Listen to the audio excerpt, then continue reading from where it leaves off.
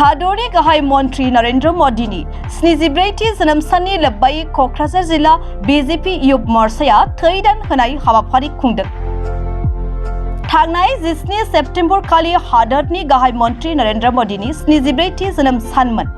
गाहाय मन्त्रीनि जोनोम साननि लोब्बायै मिरु सरकार खुंथायनि गोहोआव थानाय भारतीय जनता पार्टीआ दुलाराय हादर नाङैनो 17 सेप्तेम्बरनिफ्राय 19 सेप्तेम्बरसिम थैदान होनाय हाबाफारिनि बाहागो महरै क'क्राझार जिल्ला Bharatiya Janata party youth मोर्चानि बानजायनायावबो Kokrajhar आर.एन.बी. Civil देहा फाहामसालियाव थैदान होनाय बादा खुंनाय जायो। दिनैनि बे थैदान होनाय हाबाफारियाव क'क्राझार जिल्ला युथ मोर्चानि सा 50 सोद्रोमाफोरा थैदान होयो। हाबाफारियाव क'क्राझार जिल्ला युथ मोर्चानि आफादगिरि खनसाय ब्रह्मआ दिनैनि बे थैदान होनाय मावबादानि सायाव मा फोरमायखो खोनासंदो।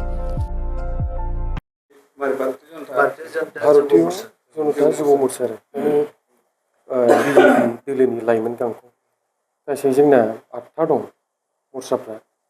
दा 8थानि गेजेराव भारतीय जनता युवा मोर्चा युथ विं आरो दा ओमफ्रायहाय थांनाय 17 सेप्तेम्बराव जोंना मानगोनां नरेन्द्र मदि भारतनि गाहाय मन्थ्रि बिथांनि 74 जोनोम सान जादोंमोन आरो दा बिथांनि जोनोम सानजों लोब्बा लाखिनानै बिथांखौ मान बावनो थाखाय बिथांनि मुङाव 17निफ्राय 19 तारिखसिम गासै भारतबर्षआवनो भारतीय जनता युवा मोर्चानिफ्राय थैदान होनाय हाबाफारिखौ लादों आरो दा जोङो बोसोरफ्रोमबो जोंनि मानगोनां गाहाय मन्थ्रि बिथांखौहाय श्री नरेन्द्र मदि बिथांखौहाय जों मान बावबोबाय थादों। खारन बिथांनि दैदेननायाव दिनै इन्डिया सारा मुलुगावनो मोजां मुं खामायनो हाबाय आरो दा जों दिनैसिम खेबब्रै जाबाय ब्लाड डनेसन हाबाफारि लानाया। थांनाय बोसोरावबो जों खालामदोंमोन बे एखे हस्पिटालावनो। ओमफ्राय आरो जों गसाइगावआवबो लांदोंमोन आरो जिहेतु गसाइगाव साब डिभिजननिफ्रायबो जोंना डनारफोर दंमोन। जों बिथांमोनखौ खावलायनानै गसाइगावआव खालामदों।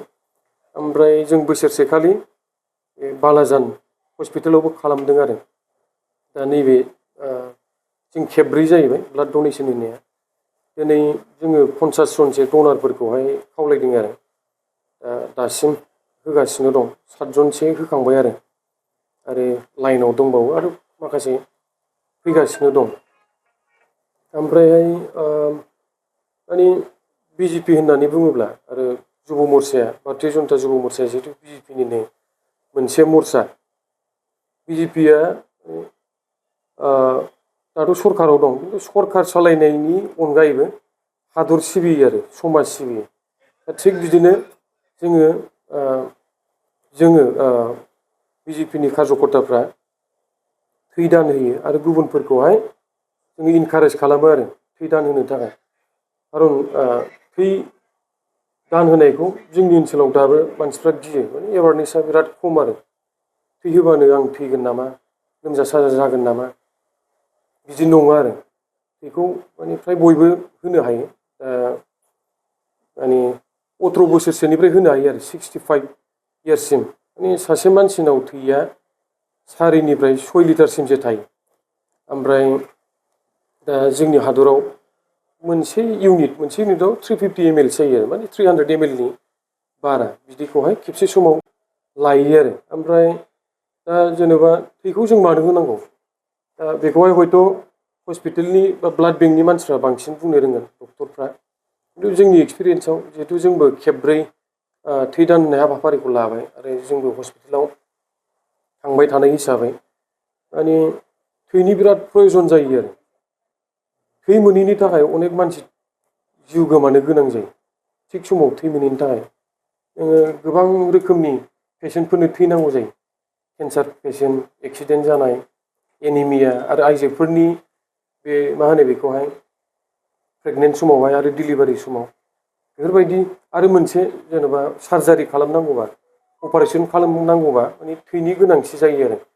ओमफ्राय जोंनि ओनसोलाव दाबो ओरैबायदि दङ एकदम न'खरनि जोनोमगिरि बिफाबाबो जोनोमगिरि बिमाबाबो बा बिदाबाबो बिब'बाबो होनोनो गियो आरो न'खरनि मानसिनो होजानाय नङादां बिदि खिन्थु होनो हायो बेखौहाय खालि होग्रा मानसिनिया देहाया मोजां जानांगोन मुलि जाबाय थानाय बेमार थानाङा ओमफ्राय बैसोआ बिदिनो 18 बोसोरनिफ्राय होनो आरो जोंनि इण्डियाआव बबेबा कान्ट्रियाव 16 बोसोर गाहामनिफ्रायनो थैखौ होनो थाखाय माने थुलुंगाखांहोयो आरो जोंनियाव फ्राय 18 बोसोरनिफ्राय 65 इयार्ससिमनि मानसिफ्रा जोंनि इण्डियाआव थै होयो आरो ओमफ्राय अजन हिसाबै 40 प्लास बानो जायो 45 केजि सोबानो आरो बिनि बाराबानो थैखौ होनो हायो आरो दा दिनै नोंथांमोना बबे हस्पिटालाव जोङो दिनैहाय RNB सिभिल हस्पिटाल बिनि ब्लाड बेंकआव जों होगासिनो दं आरो माने क'क्राझाराव जोंना मेडिकेल कलेज फैनाया फैबाय खिन्थु ब्लाड बेंक हिसाबै जों मोनथिनायाव दाबो बे मोनसेयानो दं आरो RNB सिभिल हस्पिटाल होननानै गतिके क'क्राझार